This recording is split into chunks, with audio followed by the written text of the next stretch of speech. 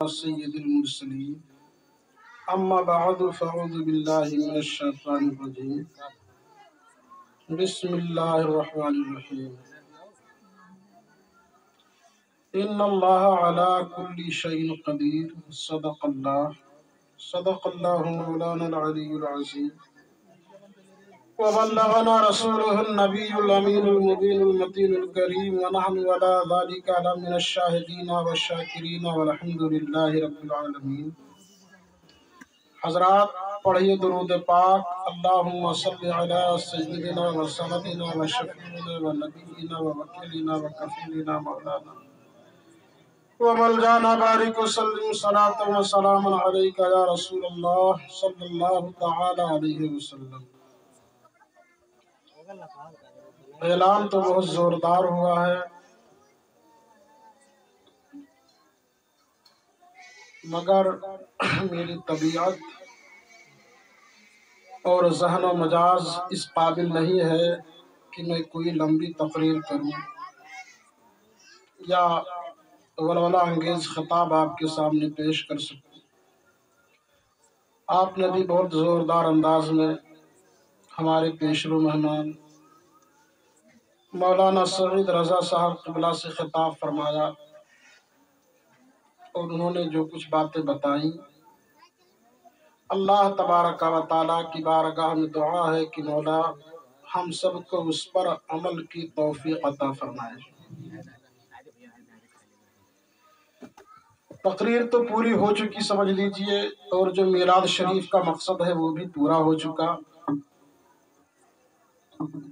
مگر 10-15 منٹ میں کچھ چیزیں جو میرے ذہن و فکر میں حاضر ہیں وہ پیش کرتا ہوں، شاید میرے اور آپ سبھی حضرات کے لیے نمونۂ عمل بنے، اور اللہ رب العزت کی قدرت کاملہ کے شاہکار حضور اکرم صلی اللہ تعالی علیہ وسلم ہیں، ان کے پیغامات ہمارے دلوں میں اتر سکیں۔ کوشش کرتا ہوں کہ میں الفاظ سخت نہ استعمال کروں، مگر زبان پر کچھ الفاظ چڑھے ہوئے ہوتے ہیں، وہ زبان پر آ جاتے ہیں۔ اللہ رب العزت قرآن پاک میں ارشاد فرماتا، ان اللہ علی کل شیء قدیر، بے شک اللہ ہر چیز پر قادر ہے۔ کیا ہے؟ اللہ ہر چیز پر، یہ آپ سبھی لوگ بولتے رہتے ہیں، مگر کچھ بولتے وہ ہیں جو صرف حلق سے نیچے سے نہیں بولتے، اوپر ہی سے بولتے، اور کچھ وہ ہوتے ہیں جو ان باتوں کو دل میں اتار لیتے ہیں کہ واقعی اللہ قدرت والا ہے، اللہ رب العزت وحدہ لا شریک ہے۔ یہی پیغام قرآن مقدس کے ذریعے سے اللہ کے پیارے حبیب نے اپنی امت تک پہنچایا، اور اللہ اور اس کے رسول اور اللہ کے پیارے حبیب علیہ السلام کے لائے ہوئے تمام احکامات کو دل و جان سے ماننا، یقین کرنا، اسی کا نام ایمان ہے۔ کیا ہے؟ اسی کا نام ایمان ہے۔ میں تقریر نہیں کر رہا ہوں، چند باتیں آپ کے سامنے پیش کر رہا ہوں کہ اگر عقیدے میں کہیں کوئی گڑبڑی ہے تو اللہ رب العزت اس میں سدھار عطا فرماتے ہیں۔ اور ایک بات یاد رکھنا، جنت میں لے جانے والی جو چیز ہے وہ ایمان ہی ہے۔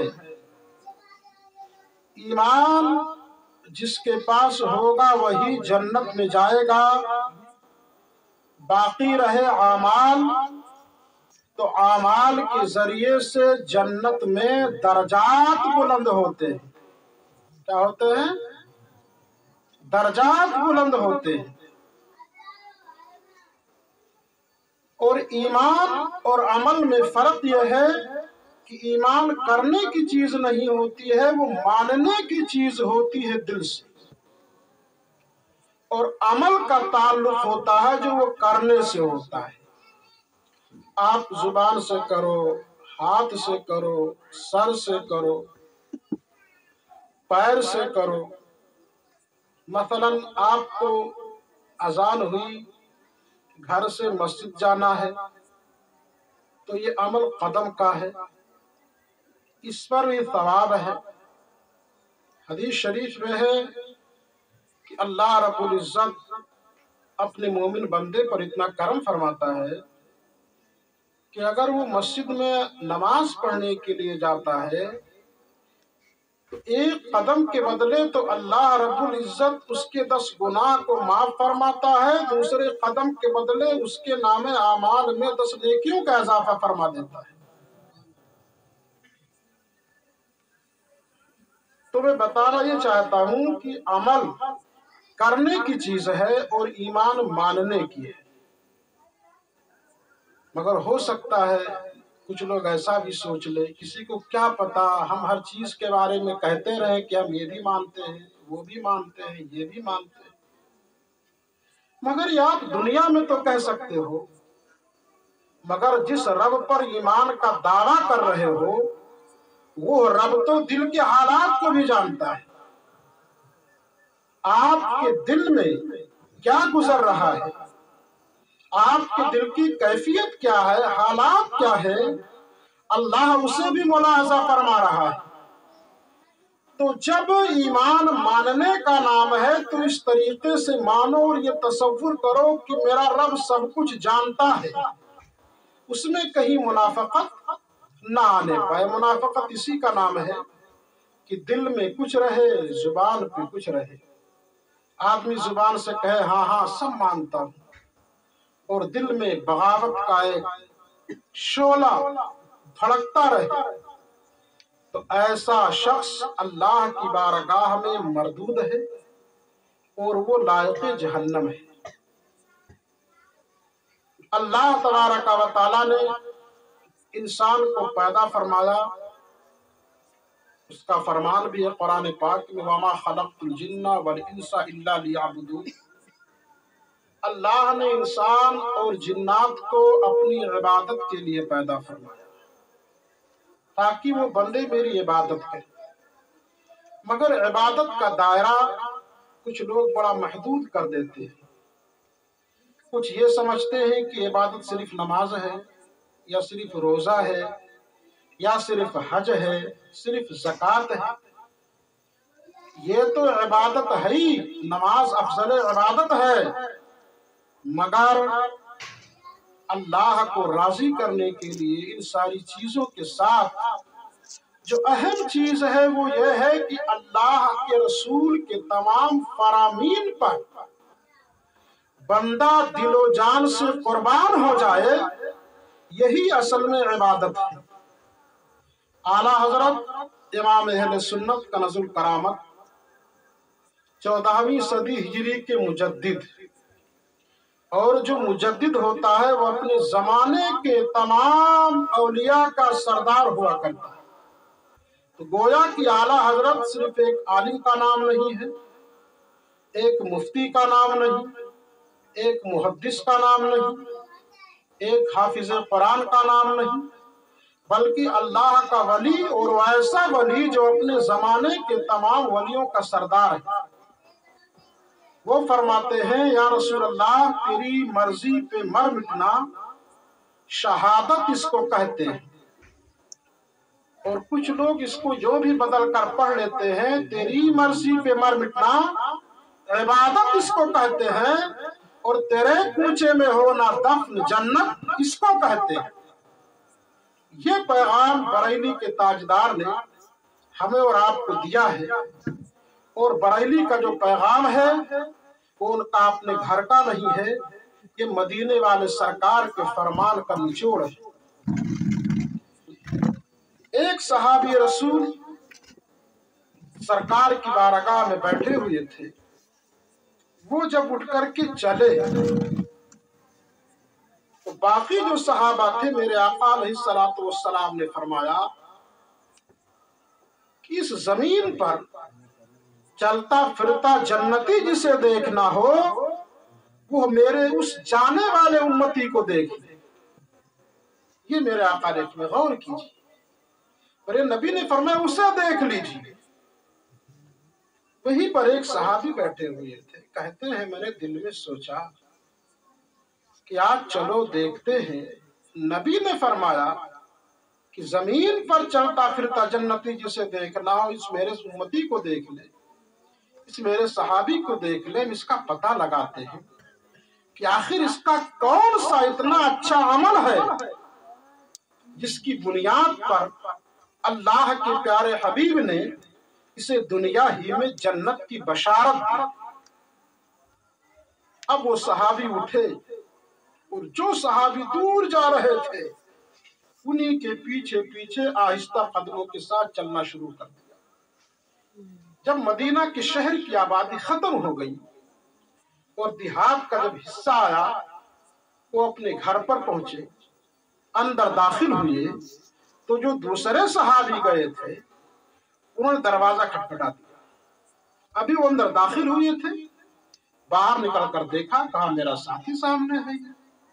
کہا جناب آپ کا کیسے تشریف لانا ہوا؟ کہا بس یوں ہی آ گیا ہوں، میں چاہتا ہوں کہ آج میں آپ کا مہمان بن جاؤں۔ اب وہ صحابی رسول تھے، خوش ہو گئے، کہا بڑی اچھی بات ہے، میرے گھر پر آپ مہمان بنے، میری خوش نصیبی ہے۔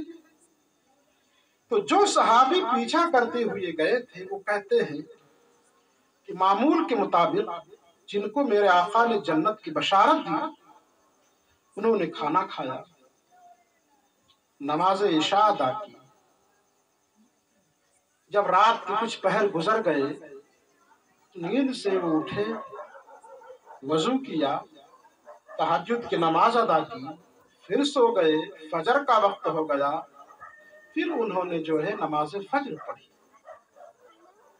تو وہ کہتے میں بڑا پریشان رہا کہ نبی نے فرمایا کہ جسے اس زمین پر چلتا پھرتا جنتی دیکھنا ہو وہ میرے فلاں صحابی کو دیکھ لے، تو میں نے ان کے اندر تو کوئی ایسا عمل دیکھا ہی نہیں۔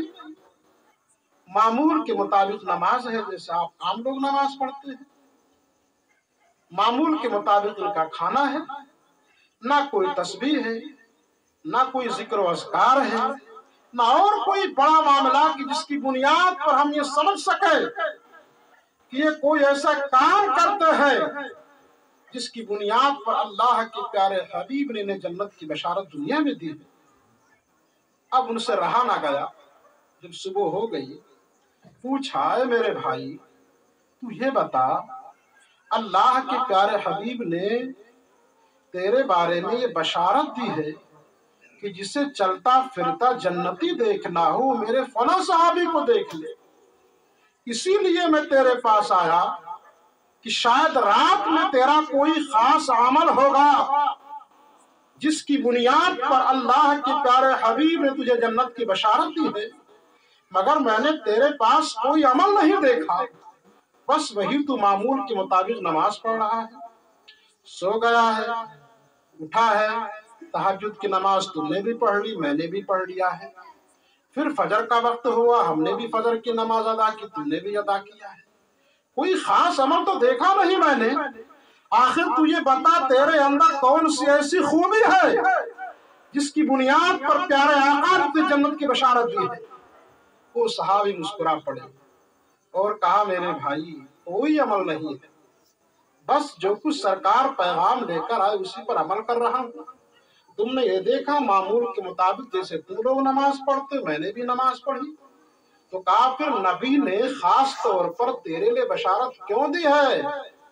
کہا بس وہ نبی جانے، ہاں اتنی بات ہے کہ میں کسی کے تعلق سے دل میں بغض نہیں رکھتا۔ اب غور کریں، ہمارے اور اپنے معاملات کو دیکھیں کہ آج کس طریقے سے ہم لوگ ایک دوسرے کو دیکھ کر حسد کرتے، جلن میں مبتلا ہو جاتے ہیں۔ मगर वो सहाबी फरमाते कि हाँ, एक मेरा ऐसा अमल है कि मैं किसी से बुग़्ज़ नहीं रखता हूँ, न और किसी मामलात में पढ़ता हूँ, बस जो अल्लाह के रसूल का पैगाम है उसी पर अमल करता हूँ और मामूल के मुताबिक जो नमाजें हैं नमाज अदा करता हूँ। शरीयत के जो फरामीन हैं हत्तल इम्कान कोशिश करता हूँ कि उन पर मैं अमल कर सकूं। इस वाक़े से दर्स हमें ये मिलता है कि हमें अपने दिलों को साफ करना पड़ेगा, क्योंकि नमाज और रोजे से ऊपर जहां और भी है, नमाज अहम इबादत है। इसको अगर कोई छोड़ेगा बहुत बड़ा गुनहगार है, फासिक और फाजिर है, उसकी शहादत नहीं कबूल होती है। और अल्लाह ने अगर करम फरमा दिया तो अरहमुर राहिमीन ने बख्शिश फरमा दे, सरकार की शिफात नसीब हो जाए तो भी बेड़ा पार। और अगर ये भी ना हुआ मगर अगर ईमान है तो इंसान अपने गुनाहों की सजा भुगतने के बाद जन्नत में जरूर जाएगा मगर हो ईमान वाला।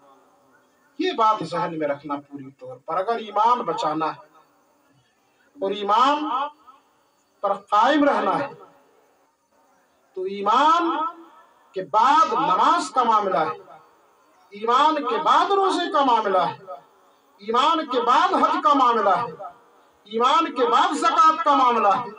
अगर ईमान ही नहीं सही रहा तो यकीन जानो ना आपका नमाज काम आएगा, ना रोजा काम आए, ना ज़कात काम आएगी, ना हज काम आएगा, सब कुछ मुंह पर मार दिया जाएगा।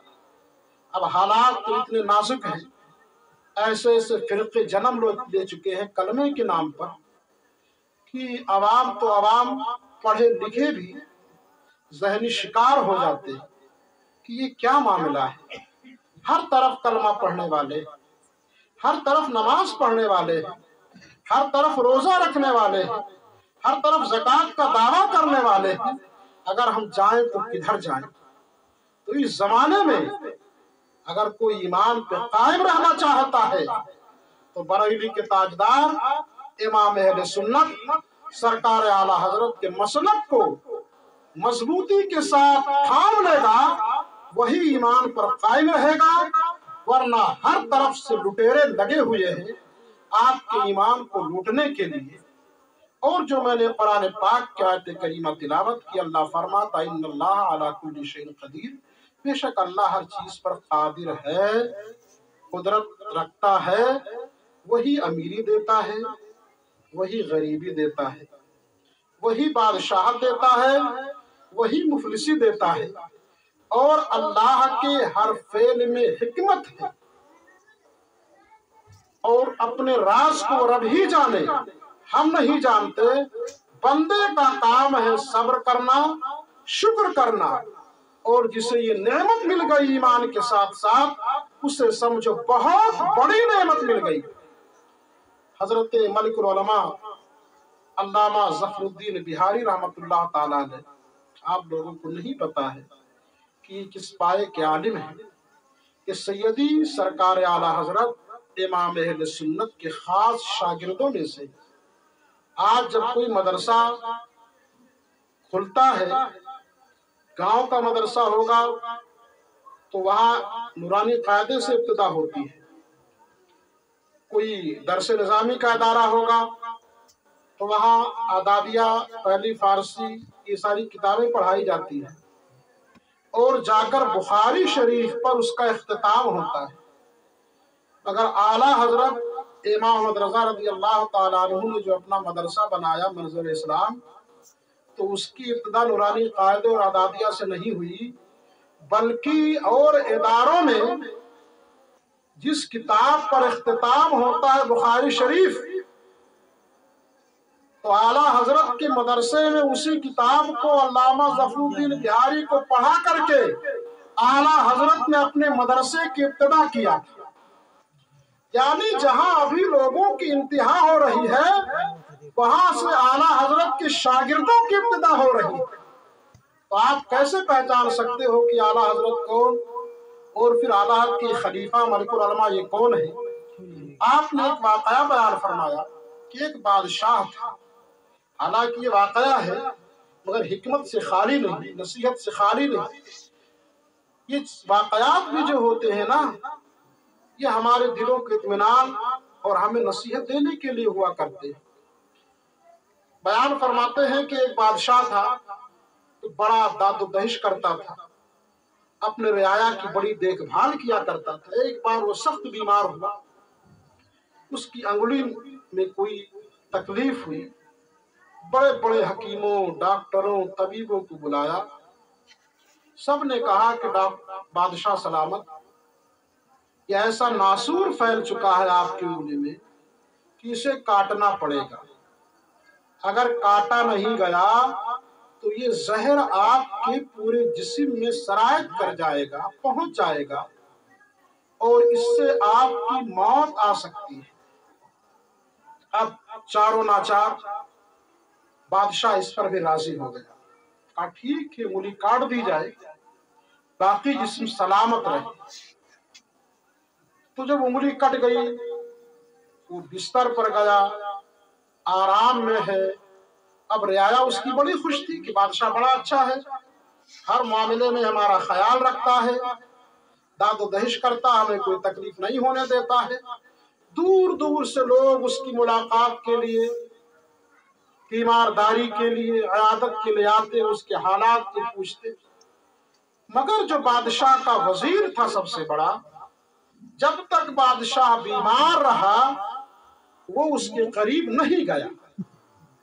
جب بادشاہ ٹھیک ہو گیا، پھر جب اس نے بادشاہت کی کرسی پر بیٹھا تو وزیر کی کرسی اس کے بغل میں لگ گئی۔ اب جب بادشاہ نے دیکھا، کہا وزیر اتنے دنوں تک میں بیمار رہا مگر یہ نہیں آیا، پوری رعایا میرے ساتھ آتی رہی، میرے پاس ملاقات کرتی رہی۔ تو پوچھا کہ کیا معاملہ ہے وزیر، تم نہیں آئے باقی ساری دنیا آ گئی یہاں۔ وزیر نے کہا کہ اس میں اللہ کی مصلحت ہے، اللہ کی حکمت ہے۔ بادشاہ کو غصہ آیا۔ بادشاہ نے سوچا کہ وزیر کو ایسی جگہ ماروں کہ جہاں پر اس کو پانی بھی نہ پینے کو ملے۔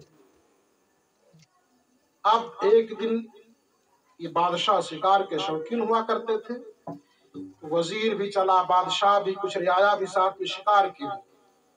ایک ہرن کو دوڑایا، اور جب ہرن کو دوڑایا تو ہرن کی تیزی کے ساتھ بھاگی کہ بادشاہ اور وزیر بھی اپنے گھوڑے کو اسی تیزی کے ساتھ دوڑا دی، اور باقی جو رعایا تھی سب کی سب پیچھے رہ گئی، اور جاتے جاتے ہرن ان کو دوسرے ملک میں لے کر کے چلی گئی۔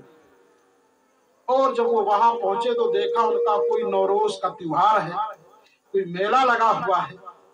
تو بادشاہ دوسرے ملک میں پہنچ گیا ہے، وزیر ساتھ میں ہے، پیاس لگ گئی ہے۔ ان لوگوں سے جا کر بادشاہ نے کہا مجھے رسی اور بالٹی دو، اور وزیر کو دیا اور کہا چلو کچھ دور پر کنواں ہے، پانی بھرو، پیاس لگی ہے، پیا جائے۔ تو بادشاہ تو اس طاق میں تھا ہی کہ اسے موقع ملے کہ اس میں ماروں۔ تو جیسے ہی اس نے بالٹی کنویں کے اندر ڈالی اور جھکا، بادشاہ نے پیچھے سے اس کے دونوں پیر کو پکڑ کر کے کنویں کے اندر دھکا دے دیا۔ اتفاق سے وہ کنواں اندھا تھا، اس میں پانی نہیں تھا۔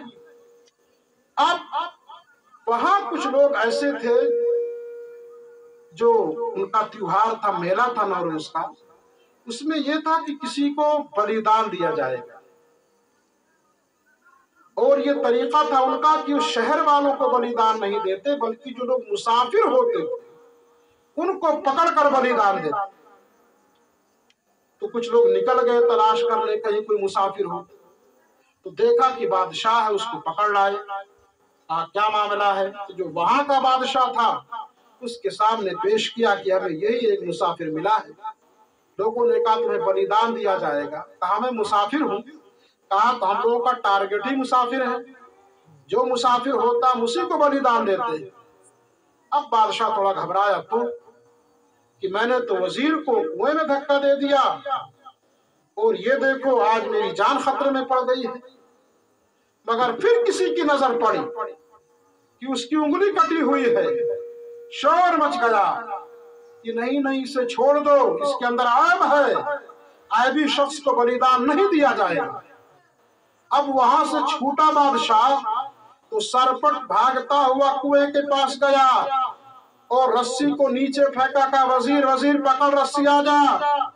वजीर कुएं के अंदर से बोल रहा, बादशाह अभी तो आपने मुझे धक्का दिया था और अब इतने मेहरबान कैसे हो गए? कहा निकल फिर बताते हैं। तो जब वजीर को निकाला और बादशाह ने ये सारी चीजें बताई वजीर को, तो वजीर ने कहा कि इसमें भी अल्लाह की हिकमत और मसलहत है, इसमें भी अल्लाह की हिकमत और मसलहत है। गौर करना इस बात को कि वाकया बयान करते हुए मलिकुल उलमा फरमाते हैं कि अल्लाह रब्बुल इज्जत की हर चीज में हिकमत है। वजीर ने कहा कि अच्छा हुआ कि आपने मुझे धक्का दे दिया, आपने किया मेरे साथ दुश्मनी, मगर अल्लाह ने मुझे बचाया। क्योंकि अगर मैं आपके सब लोग तलाश करने आए थे, मैं यहाँ ऊपर होता तो हम दोनों को पकड़ कर ले जाते, और आपकी उंगली में ऐब थी, आपके जिस्म में ऐब है, इस बुनियाद पर आपको छोड़ दिया। वो लोग मुझे बलिदान दे देते, मुझे नहीं छोड़ते। तो अल्लाह की हिकमत है कि मुझे अंधे कुएं में अल्लाह ने डलवाया। और बादशाह याद करो, जब आप बीमार हुए मैं आपको पूछने नहीं गया, फिर आपने ये पूछा था कि वजीर सभी लोग आए मगर तू नहीं आ रहा, आखिर क्या वजह है? तो मैंने कहा था कि आपकी उंगली कटी है, आपको जो ये बीमारी हुई है इसमें भी अल्लाह की हिकमत है। तो ये अल्लाह के राज है, हम नहीं समझ सकते। अल्लाह ने किसी को गरीबी दी है, ये राज रब जानता है। अल्लाह ने अमीरी दी है, ये राज रब जानता है। अल्लाह ने किसी को इल्म दिया है, वो राज रब जानता है। अल्लाह ने किसी को जाहिल ही रखा है, उस राज को रब ही जानता है। बहरे कैफ ईमान इसी का नाम है कि अल्लाह ने जिस हाल में तुम्हें रखा है उस हाल पे राजी रहो, अल्लाह का शुक्र अदा करते रहो और अल्लाह की बारगाह से सब्र की तौफीक मांगते रहो। मोमिन इसी का नाम है। ये दुनिया अगर कामयाबी के साथ इस मंजिल के साथ आपकी गुजर जाती है तो इंशाअल्लाह तबारक व तआला आखिरत आपकी कामयाब है।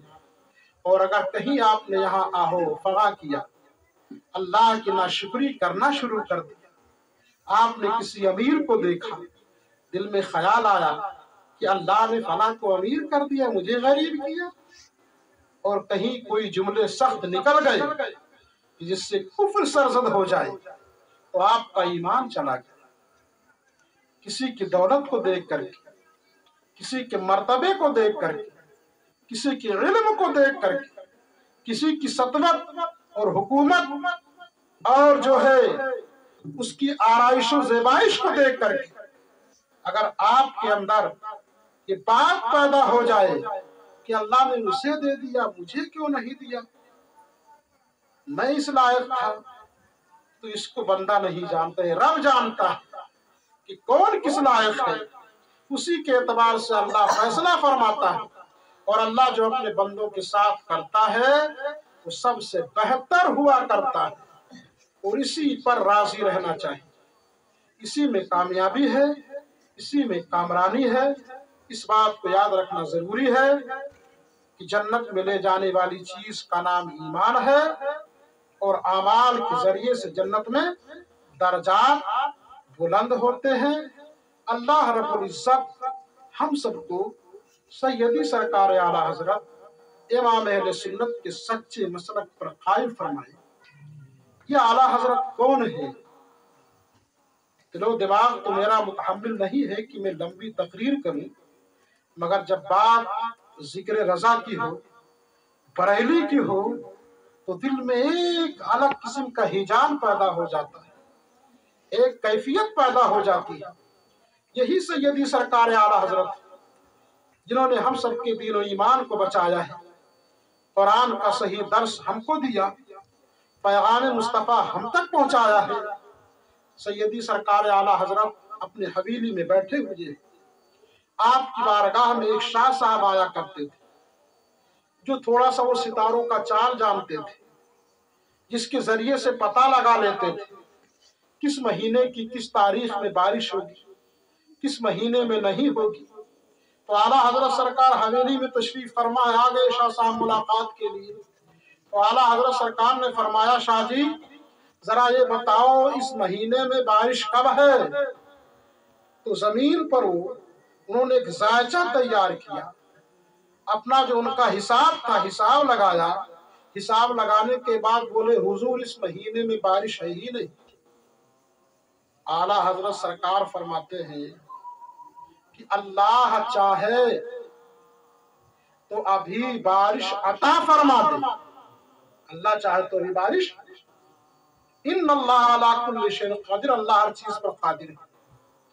देखो उधर आला हजरत की विलायत की जुबान फरमाते हैं कि अगर अल्लाह चाहे तो शाह साहब अभी बारिश फरमा दे। तो शाह साहब बोले हजरत अल्लाह चाहे तो बेशक बारिश फरमा दे, मगर जो ये मेरा नक्शा है जो मैंने जायजा तैयार किया है ये तो बता रहा है कि इस महीने में बारिश है ही नहीं। वहीं पर दीवार पर घड़ी लगी थी, दीवार वाली। आला हजरत सरकार ने पूछा, शाह साहब ये बताओ इसमें कितने बज रहे हैं। तो तकरीबन कोई सुबह के 10 बज रहे थे। शाह साहब ने फरमाया हजरत इसमें 10 बज रहे हैं। आला हजरत सरकार खड़े हुए और उस घड़ी के करीब गए, पीछे से उसको उतारा, उसकी सुई को जिससे घुमाया जाता है घुमा करके उसे 12 पर कर दिया और कहा बताइए अब कितने बज रहे हैं। तो कहा 12 बज रहे हैं। तो आला हजरत सरकार ने फरमाया अभी तो 10 बज रहे थे, अब 12 बज रहे हैं। तो शाह साहब ने कहा हजरत ये आपने सुई घुमा करके 12 पर कर दिया है, वरना बज तो 10 ही रहे हैं। तो आला हजरत सरकार ने फरमाया शाह जी मैं यही समझाना चाहता हूँ कि आपका हिसाब तो बता रहा है कि इस महीने में बारिश नहीं है, मगर रब चाहे तो अभी बारिश अता फरमा दे। और ये कहकर के बाहर निकलते हैं, दुनिया देखती है कि आला हजरत की जुबान से निकला कि अल्लाह चाहे तो अभी बारिश फरमा दे। बरेली की सरजमीन पर जलथल हो रहा है, बारिश से पूरा शहर जो है जलथल हो गया।